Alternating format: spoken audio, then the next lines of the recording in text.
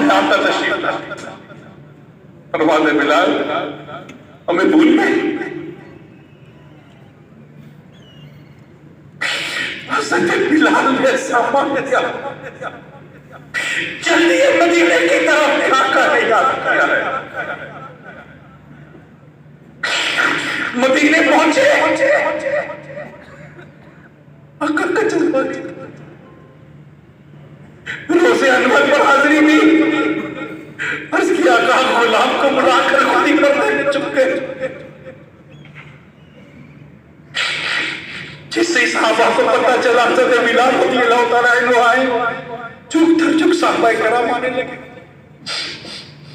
इन्हें देखकर आका की यादें ताज़ा हो गई। मसीह छेड़ दिए, कहा बिलाल वो अज़ान तो सुना जो आका को सुनाया।